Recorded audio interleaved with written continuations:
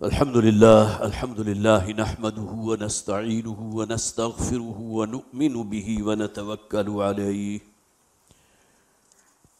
ونعوذ بالله من شرور أنفسنا ومن سيئات أعمالنا من يهده الله فلا مضل له ومن يضلله فلا هادي له ونشهد أن لا إله إلا الله وحده لا شريك له ونشهد أن سيدنا ومولانا محمدا عبده ورسوله فصلى الله عليه وسلم تسليما كثيرا كثيرا أما بعد فأعوذ بالله من الشيطان الرجيم بسم الله الرحمن الرحيم شهر رمضان الذي أنزل فيه القرآن هدى للناس وبينات من الهدى والفرقان صدق الله العظيم رب اشرح لي صدري ويسر لي أمري واحلل عقدة من لساني يفقهوا قولي اللهم ألهمنا رشدنا وأعذنا من شرور أنفسنا آمین یا رب العالمین۔ حضرات، اس ماہ مبارک کو شروع ہوئے 18 دن بیت چکے ہیں۔ آج 18واں روزہ ہے اور ہم عشرہ مغفرت کے بالکل آخر پر ہیں۔ میں نے پچھلی مرتبہ عرض کیا تھا کہ نبی اکرم صلی اللہ علیہ وسلم کی ایک بہت ہی خوبصورت حدیث، جس کے آخر میں حضور نے فرمایا اولہ رحمت وَأَوْسَطُهُ مَغْفِرَةٌ وَآخِرُهُ عِتْقٌ مِّنَ النَّارِ۔ یہ ماہ مبارک وہ ہے کہ جس کا پہلا عشرہ اپنے دامن میں اللہ کی رحمتیں لیے ہوئے ہے، دوسرا عشرہ شان مغفرت کا حامل ہے، اور تیسرا عشرہ تو ان لوگوں کے لیے بھی نوید جاں فضا ہے کہ جو اپنی گردن تک گناہوں کی دلدل میں دھنسے ہوئے ہوں، اللہ تعالیٰ ان کے تمام گناہوں کو معاف فرما دے گا۔ لیکن شرط ساتھ جو ہے، جو ہمارے ذہن میں رہنی چاہیے، صدق دل سے توبہ کی جائے۔ نبی اکرم صلی اللہ علیہ وسلم نے فرمایا التائب من الذنب کمن لا ذنب لہ، گناہوں سے توبہ کرنے والا ایسا ہوتا ہے گویا کہ اس نے وہ گناہ کیا ہی نہیں تھا۔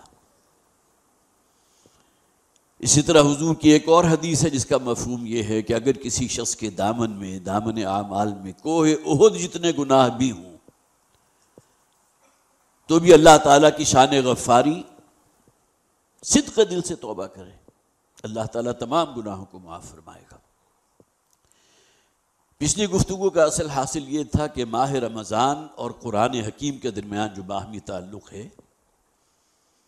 سورہ بقرہ کی وہ طویل آیت ہے، اس کا پہلا حصہ بھی میں نے آپ کو سنایا ہے، شہر رمضان الذی انزل فیہ القرآن۔ رمضان کا مہینہ وہ ہے جس میں قرآن نازل کیا گیا، اور تفصیلاً میں نے عرض کیا تھا کہ دن کا روزہ ان تمام آداب کو اور ان تمام کنڈیشنز کو ملحوظ خاطر رکھتے ہوئے جو روزے کے تقاضے ہیں، تقویٰ موجود ہو، گناہوں اور معصیت سے نکلنے کا جذبہ موجود ہو، اور اس کے ساتھ رات کے اوقات میں پھر قرآن حکیم کے ساتھ ایک تعلق مضبوط کیا جائے، تاکہ ہماری روح جو کہیں سسک رہی ہے، بہت کمزور پڑ چکی ہے، بہت ضعیف ہو چکی ہے، اسے موقع مل سکے اور وہ اپنے خالق اور مالک اپنے رب کی طرف متوجہ ہو سکے، جسے آپ کہتے ہیں کہ انوار و تجلیات قرآن ہیں کہ جن کی شاورنگ ہو انسان کے قلب پر۔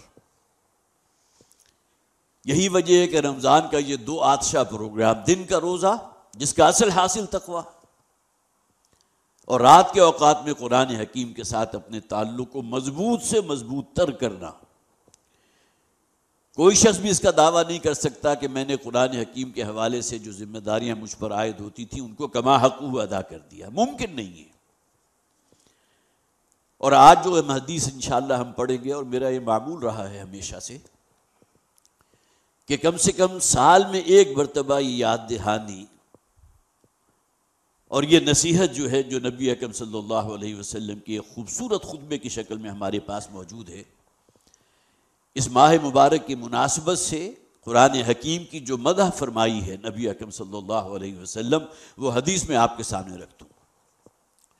وقت چونکہ ہمارے پاس بہت محدود ہوتا ہے، لہٰذا کوشش کروں گا کہ اسی ایک نشست میں ہم اس حدیث کا مطالعہ کر لیں۔ عن علی رضی اللہ تعالی عنہ، اب یہ فرامین ہیں محمد رسول اللہ صلی اللہ علیہ وسلم کے، لہذا جیسے کہ کہا جاتا ہے قرآن بھی موجود ہے وَإِذَا قُرِئَ الْقُرْآنُ فَاسْتَمِعُوا لَهُ وَأَنصِتُوا، جب یہ قرآن پڑھا جائے اور اس کی آواز تمہارے کانوں میں آئے تو فوراً خاموش ہو جاؤ اور توجہ کو مرتکز کر کے اس بات کو سنو۔ تمہارا رب تم سے چاہتا کیا ہے، اس کا پیغام کیا ہے، اس کا تقاضا کیا ہے، کن چیزوں کو چاہتا ہے کہ اس کو ترک کر دو، چھوڑ دو، اور وہ کون کون سی چیزیں ہیں کہ جس کے لیے رب حکم دیتا ہے اس پر آگے بڑھو۔ وَفِي ذَلِكَ فَلْيَتَنَافَسِ الْمُتَنَافِسُونَ، یہ شاہراہ جو ہے یہ تقویٰ کی، یہ کھلی ہے، اس میں جتنا آگے بڑھ سکتے ہو بڑھو۔ فَاتَّقُوا اللَّهَ مَا اسْتَطَعْتُمْ۔ تو حضرت علی رضی اللہ تعالیٰ عنہ راوی ہے اس حدیث کے، اور یہ حدیث کتب احادیث میں سے 3 ہیں کہ جن کے اندر موجود ہے، ترمذی میں موجود ہے، دارمی میں موجود ہے، مسند احمد میں الفاظ کے کچھ اضافے کے ساتھ موجود ہے، اور امام بہقی بھی اس کو اپنی شعب الایمان میں لے کر آئے۔ لہٰذا پوری توجہ سے اب ان الفاظ کو سنیے جو نبی اکرم صلی اللہ علیہ وسلم نے فرمائے۔ اگرچہ سیاق و سباق میں جو بات یہاں سب سے شروع میں ہمارے سامنے آئے گی اس میں معلوم ہوتا ہے کہ نبی اکرم صلی اللہ علیہ وسلم نے خطبہ ارشاد فرمایا تھا جس میں حضرت علی رضی اللہ تعالیٰ عنہ بنفس نفیس موجود تھے، لہٰذا یہ ایکسیپشنل الفاظ اس حدیث کے شروع میں آخر کو ملیں گے۔ قال انی سمعت رسول اللہ صلی اللہ علیہ وسلم، حضرت علی فرماتے ہیں کہ میں نے خود سنا نبی اکرم صلی اللہ علیہ وسلم کو یہ فرماتے ہوئے، یقول، حضور نے فرمایا، انہا ستکون فتنۃ، لوگوں ان قریب ایک بہت بڑا فتنہ رونما ہونے والا ہے۔ فتنہ کسے کہتے ہیں؟ آزمائش، امتحان، کوئی تکلیف دہ صورتحال انسان کے اوپر اگر واقع ہو جائے تو وہ بھی فتنہ ہے۔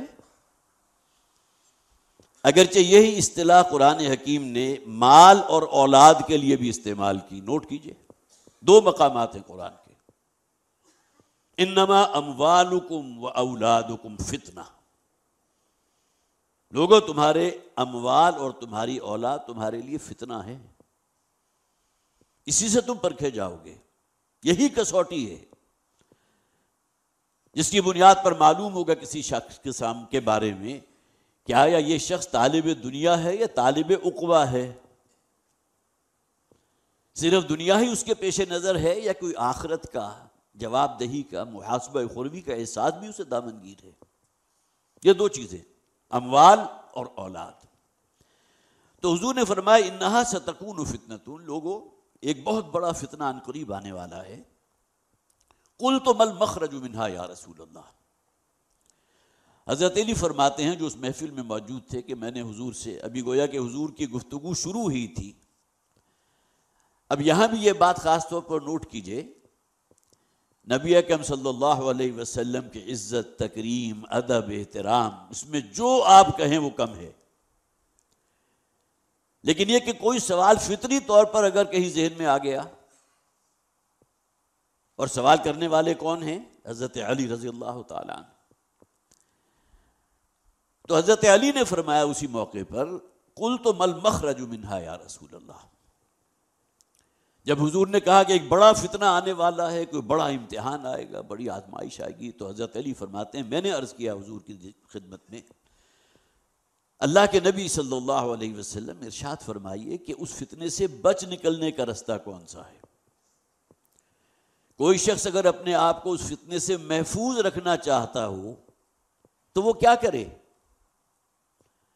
آپ نے یہ فرمایا اور 100% درست فرمایا، وَهُوَ الصَّادِقُ وَالْمَصْدُوقُ، یہ ایک فتنہ آنے والا ہے، وہ تو آئے گا، اس میں کوئی شک نہیں ہے۔ اب یہاں ذرا رک کر سوچئے کہ اگر ہم میں سے کوئی شخص ہوتا تو فوراً سوال کرتا وہ کب آئے گا،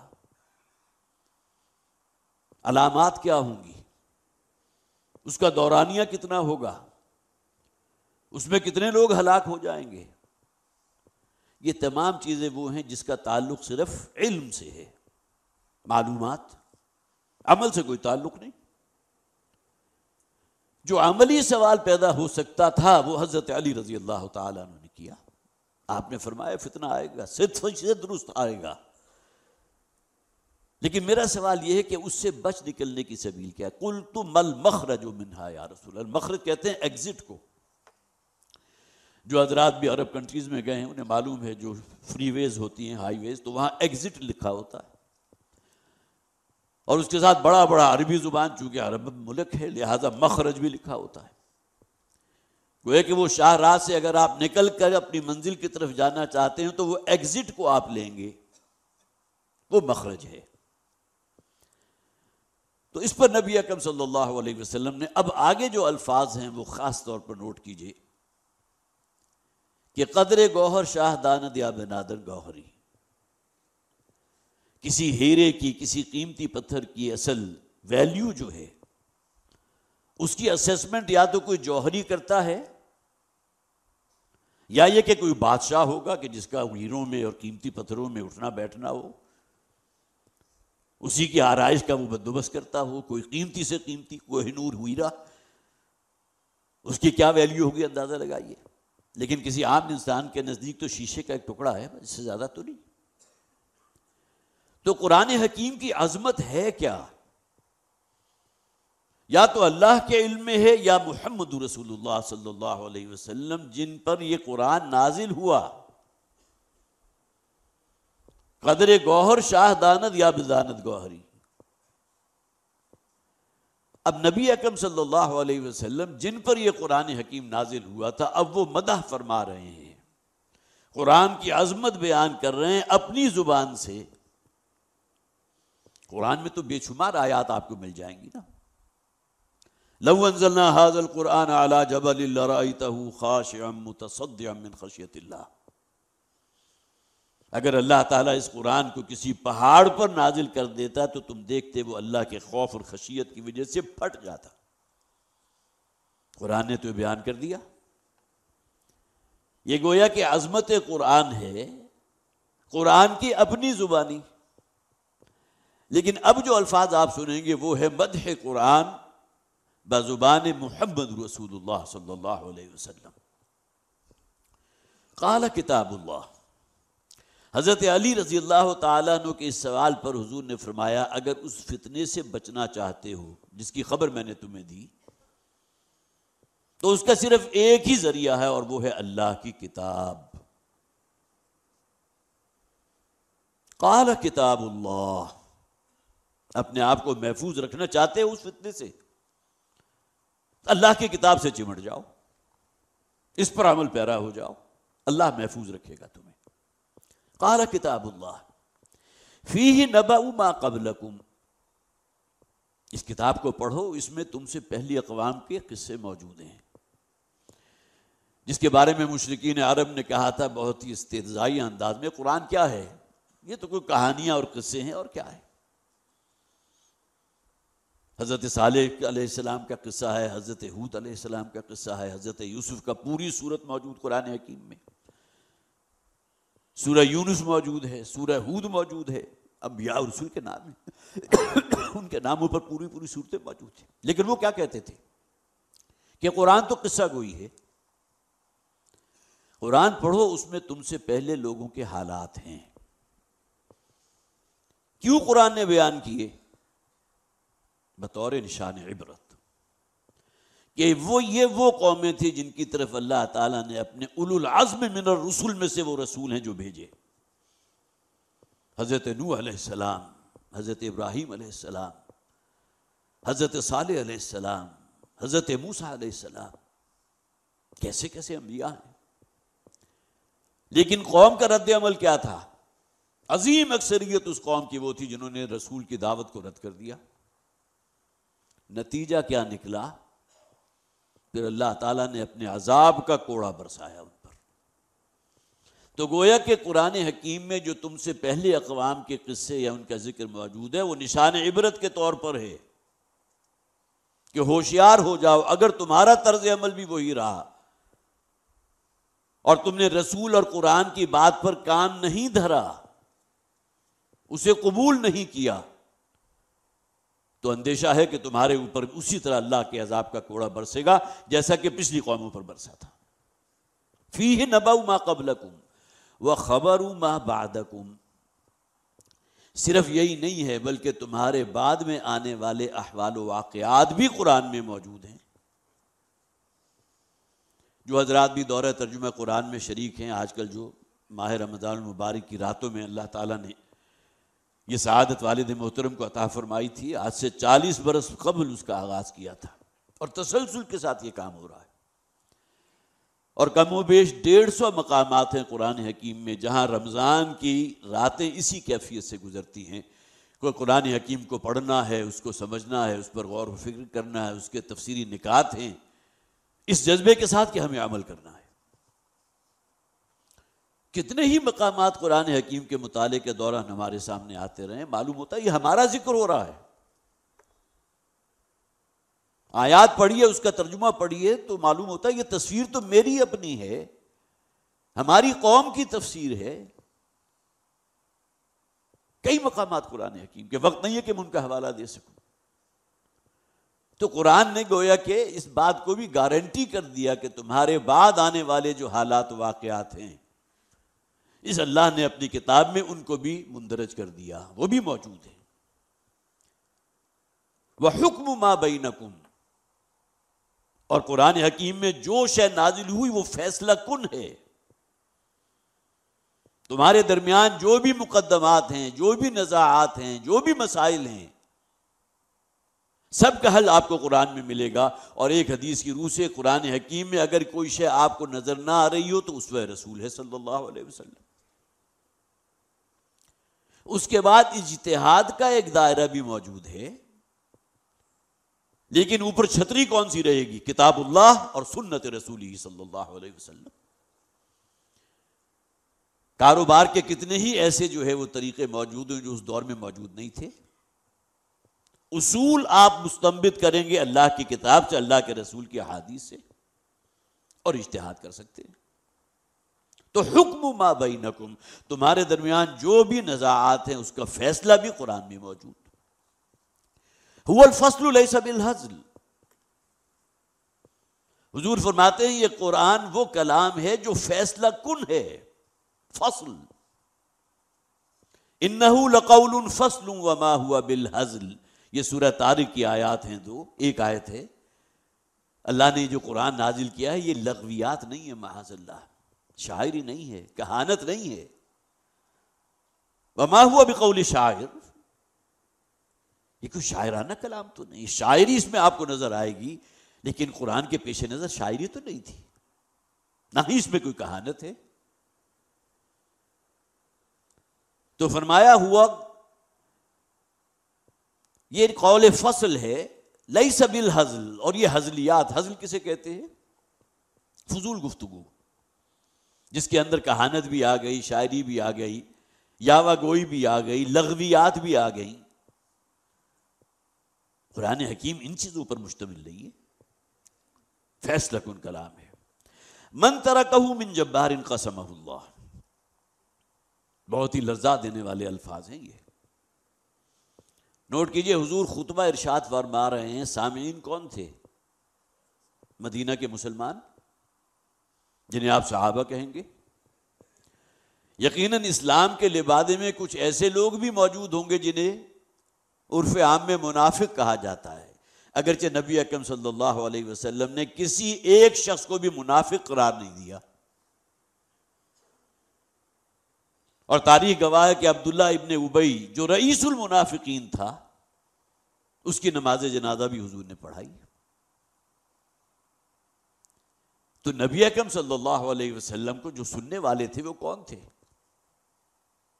وہ صحابہ کرام تھے۔ من ترکہ من جبار قسمہ اللہ، جس شخص نے قرآن حکیم کی ہدایات کو ترک کیا،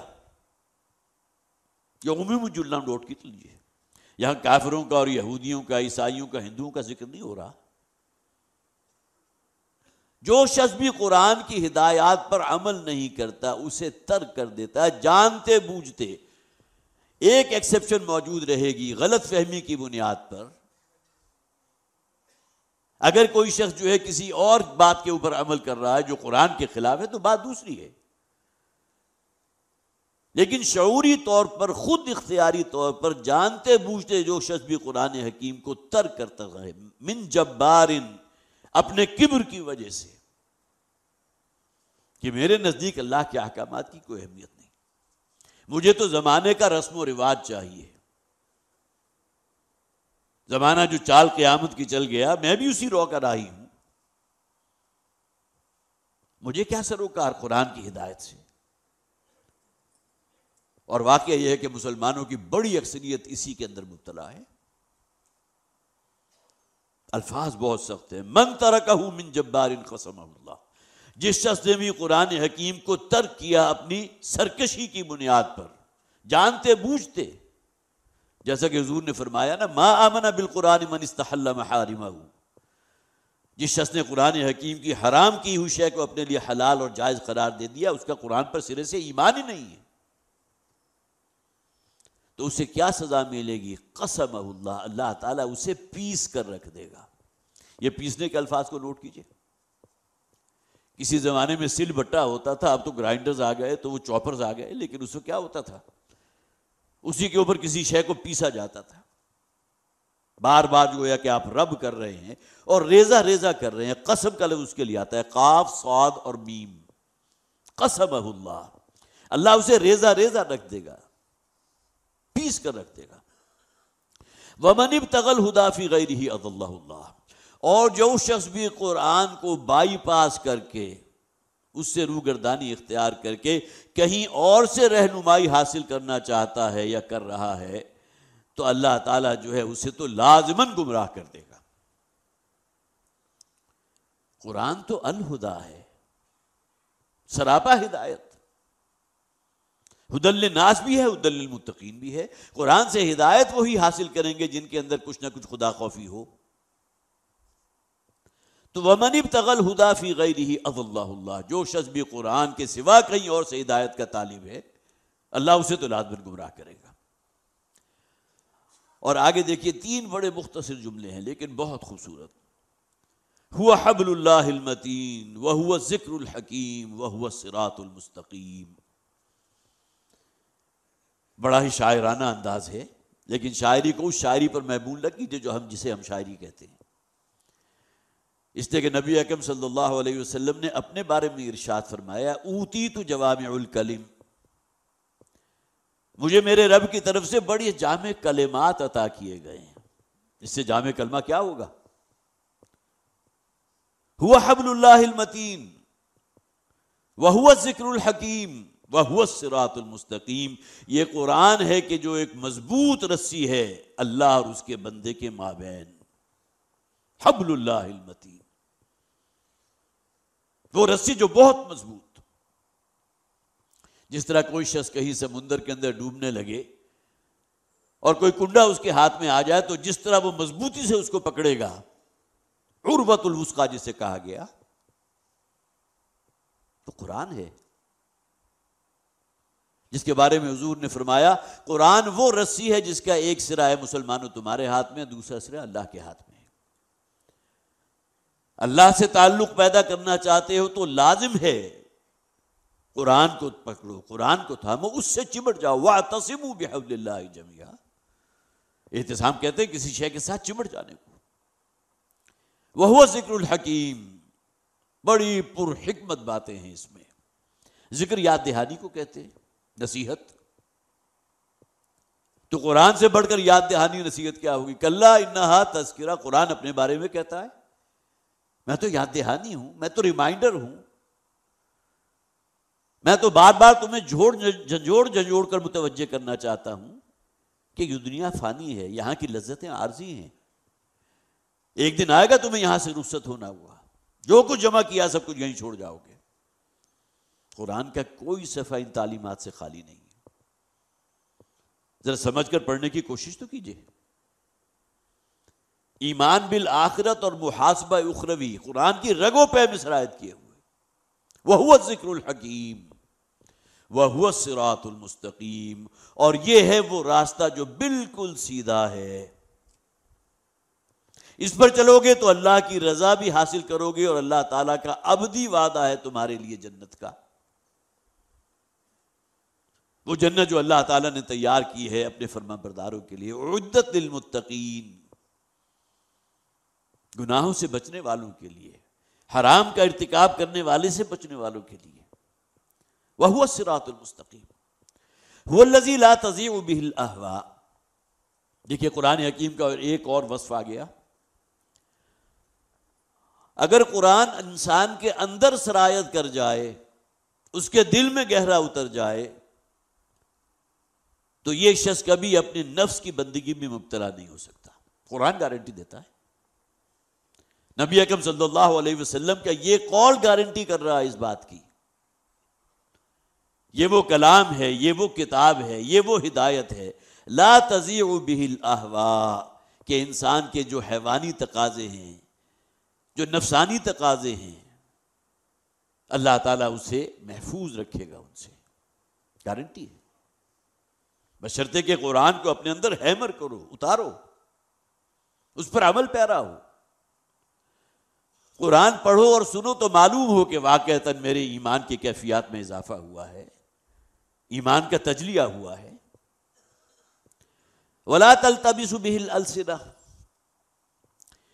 پہلے جو کتابیں نازل ہوئی تھی اس کے بارے میں پڑھنے والے بعض اوقات زبان کو ایسے لوچ دے کر پڑھتے تھے کہ الفاظ میں زمین آسمان کا فرق واقع ہو جاتا تھا۔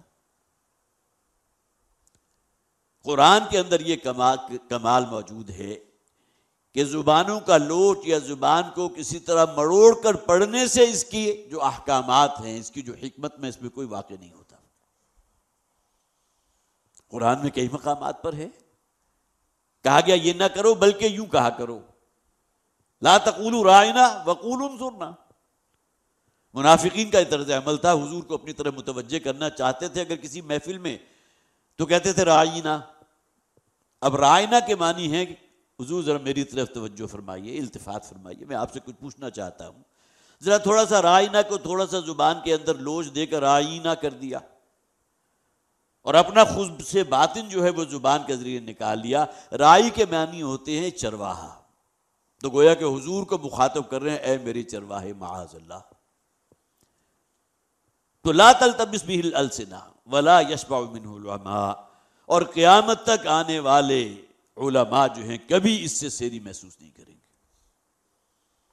کتنی تفاسیر لکھی گئی ہیں قرآن میں، ہو غوطہ زن بدر مسلمہ، غوطہ زنی تو کیجئے قرآن میں، ہاں وہ عروۃ الوثقی آپ کے ساتھ میں رہنا چاہیے، جو بنیادی چیزیں ہیں، ورنہ آپ کو معلوم ہے قرآن ہی کے نام پر کتنی ایسی گمراہ کن تحریکیں اٹھی ہیں، قرآن کی بنیاد پر اٹھی، اس لیے کہ اس بات کو قرآن میں بھی واضح کر دیا گیا، فیہ آیات محکمات ہن ام الکتاب واخر متشابہات۔ اس قرآن حکیم میں وہ آیات ہیں کہ جو اصل بنیاد ہیں دین کی، محکم ہیں، اور ایسے مقامات بھی ہیں جہاں اشتباہ موجود ہے۔ جن لوگوں کے دلوں میں مرض ہوتا ہے، کھوٹ ہوتا ہے، کوئی روگ ہوتا ہے، تو وہ ان مقامات کو کیچ کرتے ہیں اور وہاں سے اپنی دکان آگے چلاتے ہیں۔ کتنی مثالیں اس میں آپ دیکھ سکتے ہیں۔ وَلَا يَخْلُقُ عَنْ كَثْرَةِ الرَّدِّ، اور یہ قرآن وہ کتاب ہے کہ بار بار کے پڑھنے سے بھی پڑھنے والے پر کبھی کوئی بوسیدگی طاری نہیں ہوتی۔ بہت بڑا معجزہ۔ اب بھی کتنے لوگ ایسے موجود ہیں جو روزانہ ایک پارے کی تلاوت کرتے ہیں، سینکڑوں مرتبہ قرآن پڑھ چکے، لیکن ہمیشہ تلاوت کرتے ہوئے انہیں کسی باسی پن کا احساس تو نہیں ہوتا۔ یہ ایمان کی بات ہے نا، معلوم ہے کہ میں جو پڑھ رہا ہوں وہ اللہ کا کلام ہے، پھر اللہ کے رسول کا وعدہ ہے کہ اس کو پڑھنے سے ثواب ملتا ہے، ایک ایک حرف کے عوض 10 نیکیاں ملتی ہیں، لیکن ہماری ایک آنکھ وہ بند ہو جاتی ہے جس میں قرآن پر عمل نہ کرنے کا جو عذاب ہے وہ ہمارے ذہن سے اوجھل ہو جاتا ہے۔ تو گویا کہ قرآن پڑھ پڑھ کر ثواب کے ڈھیر آپ حاصل کر لیں، لیکن قرآن کی تعلیمات کو پاؤں تلے روندنے کا جو عذاب ہے وہ ہماری نگاہوں سے اوجھل ہو، یہ تو ایک تضاد والی بات ہو گئی۔ ولا یخرق عن کثرت الرد، بار بار کے پڑھنے سے کبھی بوسیدگی بیاسی پنتاری نہیں ہوگا، کبھی اکتاہٹ نہیں ہوگی۔ ولا تنقضی عجائبہ، قرآن کے عجائب کبھی ختم نہیں ہوں گے۔ کتنے ہی سائنٹیفک فینومینن ہیں، جب قرآن حکیم نازل ہوا تھا اس وقت تک ان کا کوئی وہم و خیال بھی نہیں تھا، لیکن آج کے دور میں جب ہماری سائنس اور ہمارے گیجٹس وہاں تک پہنچ چکے ہیں تو معلوم ہوا کہ یہ تو حقیقت آج سے 1400 برس پہلے قرآن نے بیان کر دی تھی۔ بلیک ہولز کا تصور اس وقت تھا کوئی جب قرآن نازل ہوا؟ سورہ واقعہ پڑھ لیجئے، فلا اقسم بمواقع النجوم وانه لقسم لو تعلمون عظیم۔ اللہ تعالیٰ فرماتے ہیں کہ میں قسم کھاتا ہوں ان جگہوں کی جہاں جا کر ستارے ختم ہو جاتے ہیں۔ آج ہماری سائنس ہمیں لے گئی، بڑی بڑی گلیکسی جو ہیں وہ بالکل نسیہ منسیہ ہو جاتی ہیں بلیک ہولز کے اندر، اس کا تصور کرتے انسان کے اوپر لرزہ طاری ہوتا ہے۔ تو لا تنقضی عجائبہ ولا یخرق عن کثرت الرد، هو الذی لم تنتهی الجن اذ سمعته حتی قالوا، اور یہ قرآن وہ ہے کہ جسے جب جنات کی ایک جماعت نے سنا تھا تو وہ رہ نہیں سکے تھے یہ کہے بغیر کہ انا سمعنا قرآنا عجبا یہدی الی الرشد۔ یہ سفر طائف سے جو واپسی کا واقعہ تھا، جبکہ حضور بھی زخموں سے بالکل جسے آپ کہیے لہو رہان تھے، تو ایک مقام پر آپ نے جو ہے نماز ادا کی، غالباً نماز فجر تھی، آپ قرآن کی تلاوت کر رہے تھے، تو جنوں کی ایک جماعت اوپر سے گزر رہی تھی۔ تفاسیر کا مطالعہ کیجئے، تفصیل سے آپ کو واقعہ مل جائے گا، مستند احادیث موجود ہے اس واقعے کے ضمن میں، اور بے ساختہ انہوں نے کہا تھا آج ہم نے وہ کلام سنا ہے، انا سمعنا قرآنا عجبا یہدی الی الرشد فآمنا بہ، وہ کلام کے جو ہدایت اور وہ سیدھا راستہ جو ہے اس کی رہنمائی کرتا ہے، ہم فوراً اس پر ایمان لے آئے۔ اور یہ روایات میں ہیں کہ وہ پھر جا کر نہ صرف یہ کہ قرآن پر ایمان لائے، بلکہ جا کر اپنی وادیوں میں جنات کے اندر انہوں نے پھر دعوت و تبلیغ کا کام بھی شروع کر دیا، جس کا ذکر جو ہے قرآن میں ایک اور مقام پر موجود ہے۔ اور پھر آخری الفاظ نوٹ کیجئے اس طویل حدیث کے، من قال بہ صدقہ، جس شخص نے کہا قرآن کی بنیاد پر اس نے سچ کہا۔ اپنا فلسفہ ہے، اپنی منطق ہے، اپنے اصول ہیں، کوئی زمانے کے فرسودہ خرافات بھی ہیں، کوئی فلسفے بھی ہیں، لیکن جہاں کوئی شے قرآن کی بنیاد پر کہی جا رہی ہو، صدقہ، اس نے سچ کہا۔ من قال بہ صدقہ، جس نے قرآن کی بنیاد پر بات کی اس نے سچ کہا۔ ومن عمل بہ اجر، اور جس نے قرآن کی ہدایت پر عمل کیا اس کا اجر اللہ کے ہاں محفوظ۔ اجرا کے معنی کیا؟ اسے اجر دے دیا گیا، اس کے لیے نوید ہے۔ ریاکاری نہ ہو، اپنی علمیت کی، اپنے علم کی دھونس جمانا مقصود نہ ہو، خلوص ہو، للہیت ہو۔ خیرکم من تعلم القرآن وعلمہ، وہ لوگ جو قرآن کا علم حاصل کرتے ہیں اور دوسرے لوگوں تک قرآن کی تعلیمات پہنچاتے ہیں، وہ گلے سرسبد ہے اس نوع انسانیت کے، بہترین لوگ ہیں وہ۔ ومن حکم بہ عدل ومن دعا الیہ ہدی الی صراط مستقیم، اور جس شخص نے فیصلہ کیا قرآن کے مطابق اس نے عدل سے کام لیا۔ کلام کس کا ہے؟ وہ ذات جو سراپا عدل ہے، جو نظام اس نے قرآن کے اندر دیا ہے، نظام عدل و قسط، وہ اس ذات کا دیا ہوا ہے جو انسان کے فطرت کا سب سے بڑھ کر جاننے والا ہے۔ انسان کی خیر کس رستے میں ہے، کیا چیز اسے سجیسٹ کی جا سکتی ہے، وہ تو ہمارے رب کو معلوم ہے نا۔ من حکم بہ عدل ہے، جس نے فیصلہ کیا قرآن کی بنیاد پر اس نے عدل سے کام لیا۔ ومن دعا الیہ ہدی الی صراط مستقیم، اور جس شخص نے قرآن کی طرف لوگوں کو دعوت دی کسی فرقے کی طرف نہیں، کسی مسلک کی طرف نہیں، صرف قرآن کی طرف۔ ہاں قرآن کی طرف دعوت دینے کی بنیاد پر جو لوگ جمع ہوئے گئے ہوں انہیں کسی نظم کے اندر ڈالنا وہ ایک سیکنڈری بات ہے، لیکن کوئی شخص انفرادی طور پر بھی اگر یہ کام کر رہا ہے، من دعا الیہ ہدی الی صراط مستقیم، تو اللہ تعالیٰ کی طرف سے گارنٹی ہے یہ شخص وہ ہے جسے اللہ تعالیٰ لازماً صراط ہدایت پر رکھے گا۔ اس سے بڑی خوشخبری کیا ہوگی؟ لیکن جیسا کہ میں نے کہا یہ کنڈیشنل ہے، بات قرآن کی جا رہی ہے اور اپنی علمی دھاگ بنانا مقصود ہو، شروع کی بات قرآن کی بنیاد پر اور لے گئے اپنے کسی خاص فرقے کی طرف، تو یہ شاید جو ہے وہ کسی درجے میں بھی ظاہر ہے قابل قبول نہیں ہے۔ تو یہ طویل حدیث ہے کہ جس کا ہم نے آج مطالعہ کیا ہے، اور میرے پیش نظر تھا کہ اب ماہ رمضان جو ہے اب اس کی بس آخری عشرہ باقی ہے، یا یہ کہ ابھی دوسرے عشرے کی 2 راتیں اور باقی ہیں، تو ہمیں چاہیے کہ ہم اپنے آپ کو دیکھیں کہاں کھڑے ہیں، قرآن حکیم کے جو حقوق ہم پر عائد ہوتے ہیں اسے پڑھیں، روزانہ کی تلاوت اپنی زندگی کا جز بنائیں، اور پڑھتے ہوئے براہ کرم کسی ترجمے اور تفسیر کو بھی اپنے پیش نظر رکھیے، اور اس کے بعد جو چیز آپ کی سمجھ میں آئے اس پر عمل کرنے کے لیے کمر ہمت کس لیں، اگرچہ آسان کام نہیں ہے۔ سب سے بڑا ہمارا دشمن ہمارا نفس ہمارے اندر موجود ہے نا، وہ گناہوں کی طرف کھینچتا ہے۔